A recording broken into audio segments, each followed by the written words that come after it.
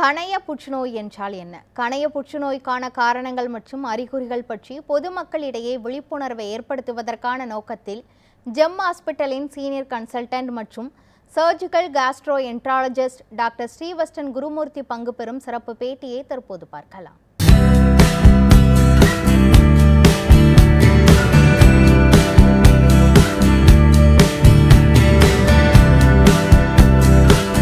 News 7 Tamil நேயர்களுக்கு வணக்கம். GeM hospital வழங்கும் புற்றுநோயை வெல்வோம் சிறப்பு நிகழ்ச்சிக்கு உங்களை வரவேற்பது நான் மோகன்ராஜ் பழனி.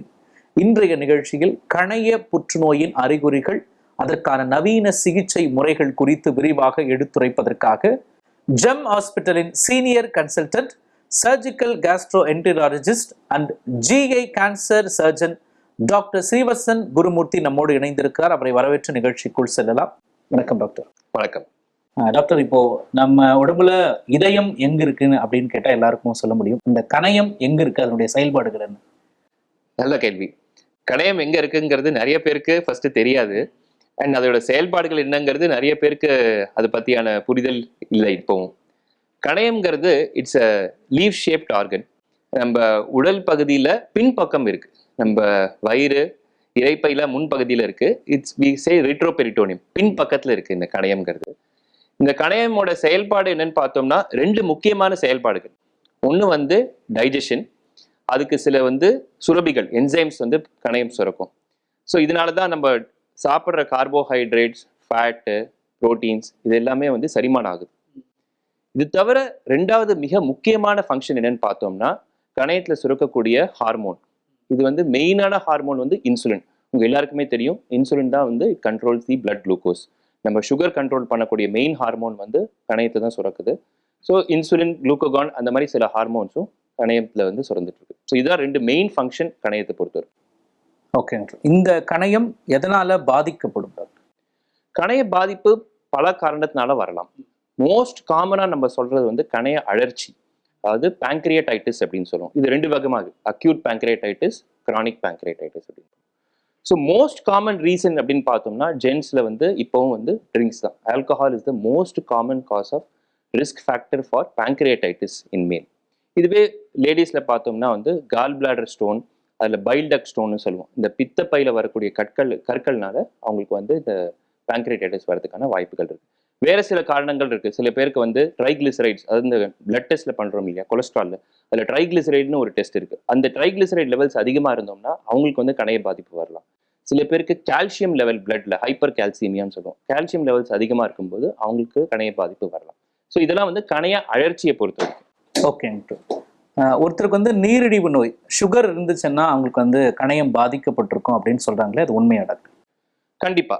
நீரிழிவு நோய் இருக்கிறது மெயின் காரணம் கணையத்தில் சுரக்கக்கூடிய இன்சுலின்கிற ஹார்மோன் ஒழுங்காக வேலை செய்யாததுனால, அது ஒழுங்காக ப்ரொடியூஸ் ஆகாமல் வரக்கூடிய இது டைப் 1 டயபெட்டிஸ். ஒழுங்காக ப்ரொடியூஸ் ஆகி அது செல்ஸில் ஒழுங்காக ஆக்ட் ஆகாமல் இருக்கிறது டைப் 2 டயபெட்டிஸ் அப்படின்னு சொல்லுவோம். ஸோ மெயின் காரணம் இந்த கணையத்தில் சுரக்கக்கூடிய இந்த இன்சுலின்கிற ஹார்மோன் ஒழுங்காக சுரக்காதனால தான் அவங்களுக்கு இந்த டயபெட்டிஸ் வருது.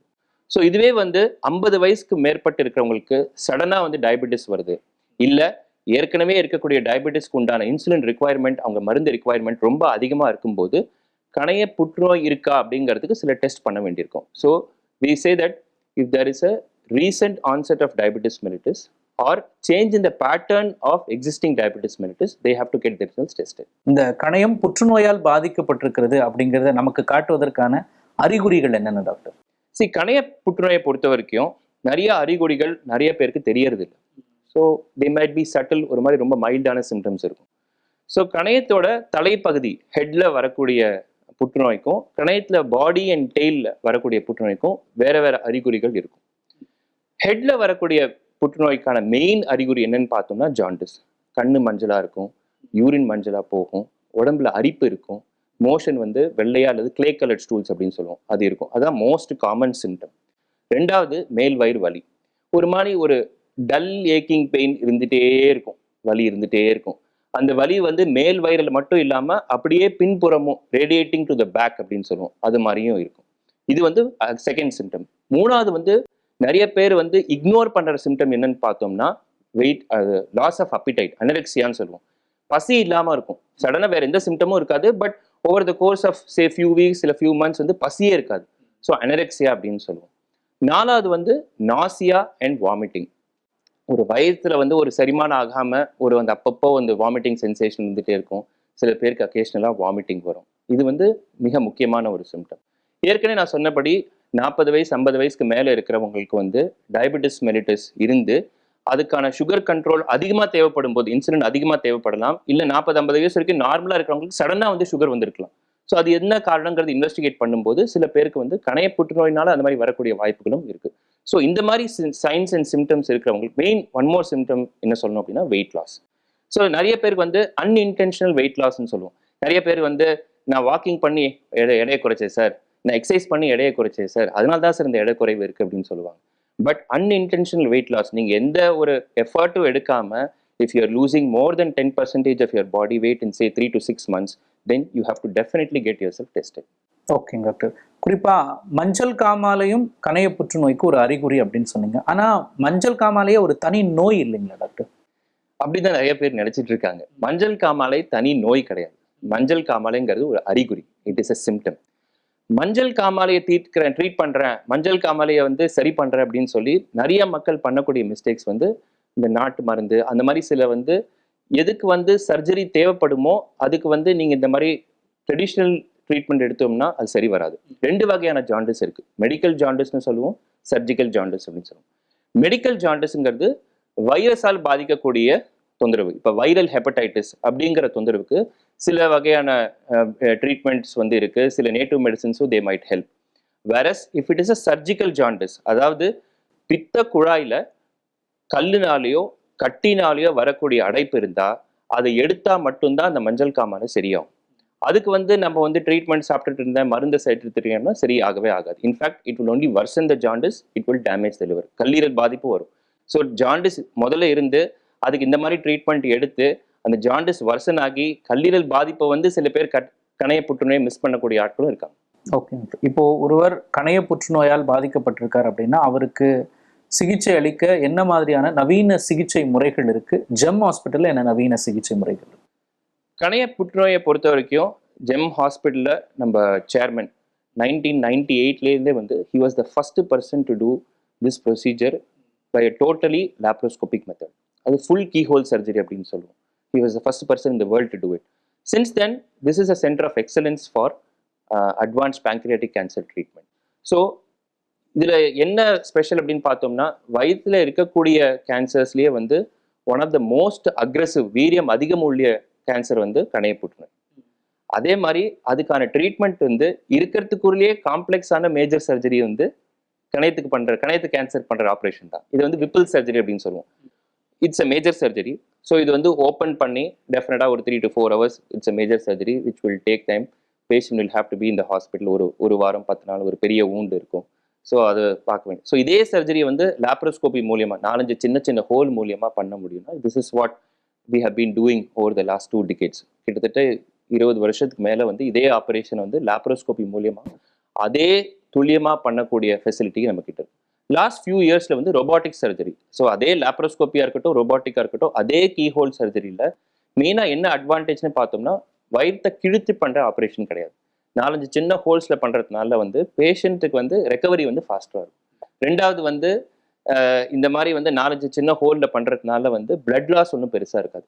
3rd அட்வான்டேஜ் என்னன்னு பார்த்தோம்னா இந்த மாதிரி அட்வான்ஸ் டெக்னாலஜி, அதாவது நாங்கள் சொல்லுவோம் 4K டெக்னாலஜி ஃபார் லேப்ரோஸ்கோப்பின்னு சொல்லுவோம். ஸோ அதில் எந்த அளவுக்கு ப்ரெசிஷன் இருக்கும், நம்ம டிவியில் எப்படி HD monitor, ultra HD 4K இருக்கும், அதே மாதிரியே வந்து லேப்ரோஸ்கோப்பியில் 4K மானிட்டர்ஸில் வச்சு பண்ணும்போது மேக்னிஃபிகேஷன் வந்து 15 to 20 times இருக்கும். ஸோ அப்படி இருக்கும்போது ரொம்ப துல்லியமாக கொஞ்சம் கூட ரத்த கசிவு எவ்வளோ கம்மியாக இருக்கோ அதோட அந்த நெறிக்கட்டிகள், கணையத்தை சுற்றி இருக்கிற நெறிக்கட்டிகள், நார்மலாக இந்த ஆப்ரேஷன் பண்ணும்போது கணையத்தில் ஒரு பகுதி, பித்தக்குழாய், கால் பிளாடர் எல்லாமே சேர்த்து தான் ரிமூவ் பண்ணுவோம். ஸோ அது கூட இருக்கிற ஃபைப்ரோஃபேட்டி டிஷ்யூ, நெறிக்கட்டிகள் எல்லாம் சேர்த்து தான் ரிமூவ் பண்ணுவோம். ஸோ ரொம்ப துல்லியமாக பண்ணக்கூடிய ஃபெசிலிட்டி வந்து லேப்ரோஸ்கோப்பிலையும் இருக்குது, ரொபாட்டிக்லையும். ஓகே. இந்த கணைய புற்றுநோய் வராமல் தடுப்பதற்கு என்ன பண்ணணும்? கணைய புற்றுநோய்ங்கிறது சில ரிஸ்க் ஃபேக்டர்ஸ் வந்து நம்ம தவிர்க்க முடியும், சில ரிஸ்க் ஃபேக்டர்ஸ் நம்ம கையில் இல்லை. இப்படி பார்த்தோம்னா smoking one of the most common and the only proven risk factor for pancreatic கேன்சர்னு பார்த்தோம்னா ஸ்மோக்கிங். ஸ்மோக்கர்ஸ்க்கு டெஃபினட்டாக இந்த கணைய புற்றுநோய் வரதுக்கான வாய்ப்புகள் அதிகம். 2வது உடல் பருமன், ஒபிசிட்டி. கணைய புற்றுநோய் வரவங்களுக்கு நிறைய பேருக்கு பார்த்தோம்னா ஒபிசிட்டி வந்து is a very important risk factor. என்னை பொறுத்த வரைக்கும் இது ரெண்டுமே வந்து நம்மளோட இது கண்ட்ரோல்ல இருக்கு.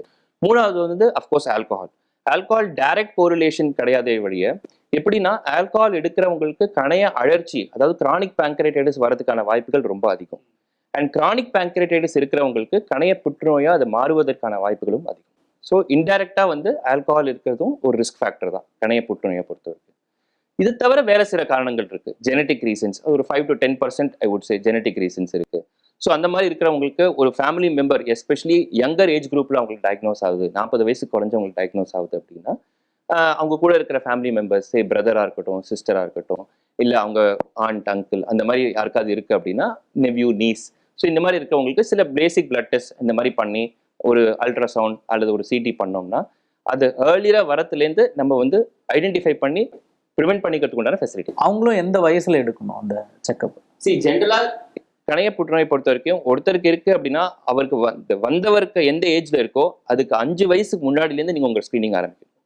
இப்போ உங்க ஃபேமிலி மெம்பர் யாராவது ஒருத்தருக்கு 40 வயசுல இருக்கு அப்படின்னா 35 வயசுலேயே நம்ம அந்த ஸ்கிரீனிங் ஆரம்பிக்கும். பட் எல்லாருக்கும் அதை பண்ணணுமான்னு கேட்டா அது கிடையாது. 5 to 10% ஆஃப் த பாப்புலேஷனுக்கு மட்டும்தான் இந்த கணைய புற்றுநோய் வந்து ஃபெமிலியலாவோ ஜெனட்டிக்காவோ வரதுக்கான காரணங்கள் இருக்கு. ஸோ இது வந்து எப்படின்னா எல்லாருக்கும் இப்போ டெஸ்ட் பண்ணுமான்னு கேட்டிங்கன்னா அது பண்ண முடியாது, சாத்தியம் கிடையாது. ஸோ அந்த மாதிரி இருக்கிறவங்களுக்கு ஒரு ஜெனட்டிக் டெஸ்ட் ஒன்று பண்ணுவோம். ஸோ இது வந்து BRCA ஜீன் அதனால வந்தக்கூடிய கணைய புற்றுநோய் அப்படின்னா BRCA ஜீன்கிறது ப்ரூவ் பண்ணிட்டோம்னா அப்போ அவங்க ஃபர்ஸ்ட் டிகிரி ரிலேட்டிவ்ஸ்க்கு இந்த டெஸ்ட் பண்ணிக்கிறது வந்து யூஸ் இருக்கு. இவ்வளவு நேரம் கணைய புற்றுநோய் குறித்தும் அதற்கான அறிகுறிகள் பற்றியும் விளக்கி ஜெம் ஹாஸ்பிட்டல்ல என்ன மாதிரியான நவீன சிகிச்சை முறைகள் இருக்கிறது என்பது குறித்து விளக்கி மருத்துவ ஆலோசனை வழங்கியதற்காக நன்றி டாக்டர். தேங்க்யூ. நேயர்களே, மீண்டும் மற்றொரு நிகழ்ச்சி சந்திக்கலாம். நன்றி, வணக்கம்.